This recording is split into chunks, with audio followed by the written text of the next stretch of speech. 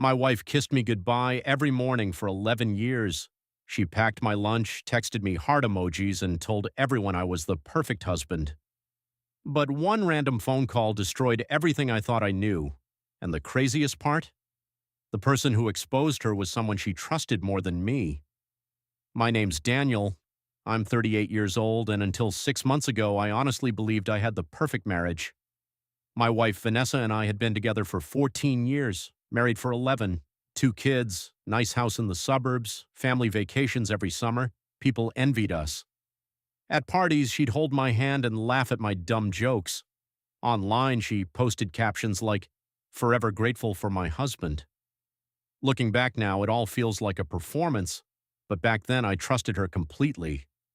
It started small. Vanessa suddenly became obsessed with privacy. She changed her phone password, started taking calls outside, slept with her phone face down. Every time I walked into the room, she'd close tabs on her laptop. At first, I ignored it. I told myself I was being paranoid. Then one Friday night, she told me she was going to a girls' dinner. Around 11 p.m., I texted her asking if she was okay. No response. Then at 1:13 a.m., she finally replied, "Sorry, babe. Emily got too drunk, just got home." But something felt off. Not because of the text, because our security camera never showed her car pulling into the driveway. The next morning, I checked the camera footage again. Nothing. Her car never came home. When I asked her about it casually, she froze for half a second before smiling. "Oh, I parked down the street because I didn't want to wake the kids." That made no sense, but I let it go. Then the little things started piling up. Random hotel charges on our shared credit card, new lingerie I'd never seen before, gym membership she never used, and suddenly she cared a lot about how she looked. New hairstyles, expensive perfume, teeth whitening. She was glowing, just not for me. 3 weeks later, I got a phone call while I was at work. Unknown number. I almost ignored it. "Biggest mistake of Vanessa's life," I answered. A woman whispered, "Your wife is cheating on you."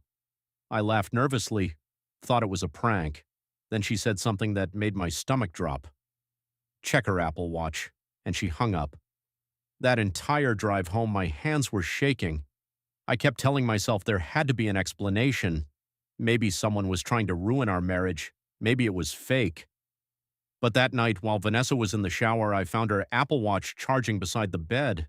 I picked it up, and that's when my entire world collapsed. Message after message started appearing on the screen. "Miss you already." "Last night was amazing. Can't wait to feel you again." My chest tightened. Then I saw his name. Marcus. Marcus wasn't just some random guy. He was my friend. Someone who came to our house for barbecues. Someone who played with my kids. Someone who shook my hand and smiled in my face. And then I saw the worst message of all. "Does your husband suspect anything yet?" Her reply came seconds later. "He's clueless." I felt sick, but then something happened I never expected. The woman who called me earlier called again. This time she introduced herself. Her name was Olivia, Marcus's wife.